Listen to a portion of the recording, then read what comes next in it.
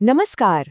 चलिए भारतीय राजनीति के कुछ बहुत ही जरूरी कॉन्सेप्ट्स पर अपनी समझ को परखते हैं। तैयार हैं?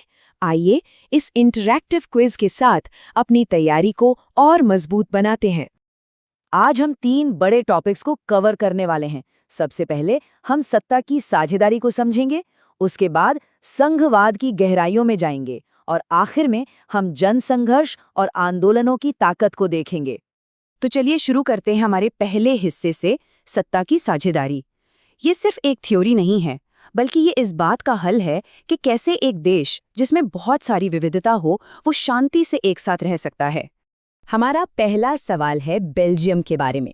ये एक ऐसा देश है जिसने पावर शेयरिंग की एक बहुत ही अनोखी मिसाल दुनिया के सामने रखी।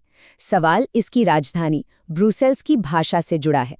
तो सही जवाब है ऑप्शन सी, फ्रेंच। अब ये बात इतनी खास क्यों है? क्योंकि देखिए, पूरे बेल्जियम में डच बोलने वालों की संख्या ज्यादा है, लेकिन राजधानी ब्रुसेल्स में कहानी बिल्कुल उल्टी है। वहाँ फ्रेंच बोलने वाले 80% हैं। यही वो अजीब सी सिचुएशन थी जो देश में एक बड़े झगड़े की वजह बन सकती थी, और बस इसी को सुलझाने के लिए वहाँ पावर शेयरिंग का इतना शानदार मॉडल बनाया गया।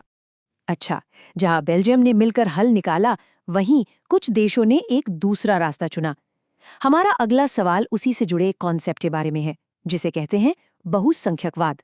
सही जवाब है सी। बहुसंख्यकवाद का मतलब है ये मान लेना कि जो मेजॉरिटी में है वो अपनी मर्जी चला सकता है, भले ही इससे माइनॉरिटी की जरूरतों को नजरअंदाज करना पड़े। और यही वो सोच थी जिसने श्रीलंका को कई सालों तक चले सिविल वॉर की आग में झोंक दिया था। चलिए इस सवाल के लिए वापस बेल्जियम चलते हैं। वहाँ केंद्र और राज्य सरकार के अलावा एक तीसरी तरह की सरकार भी है। उसका नाम क्या है?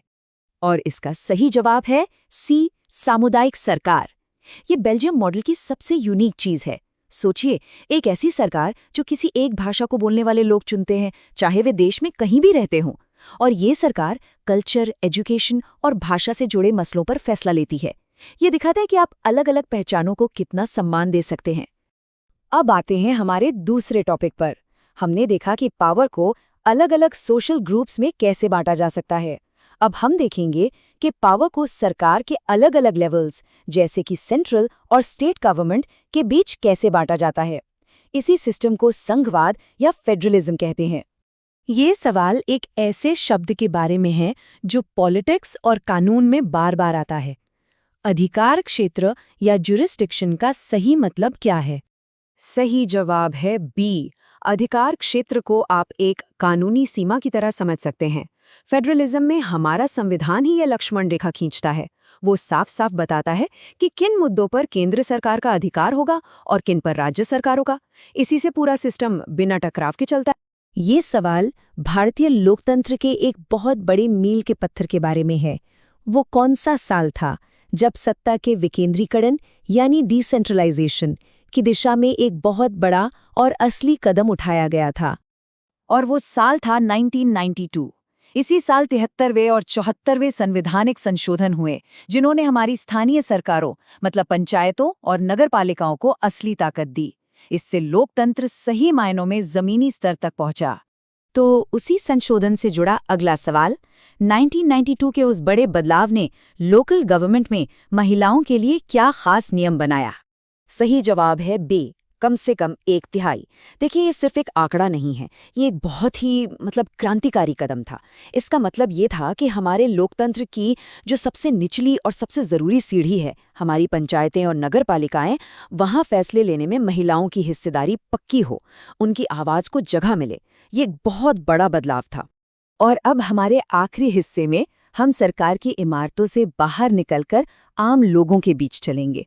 हम ये जानेंगे कि कैसे साधारण नागरिक अपने संघर्षों और आंदोलनों से लोकतंत्र को एक नई दिशा देते हैं। चलिए अपने पड़ोसी देश नेपाल का एक उदाहरण देखते हैं। साल 2006 में वहाँ एक बहुत बड़ा जन आंदोलन हुआ था।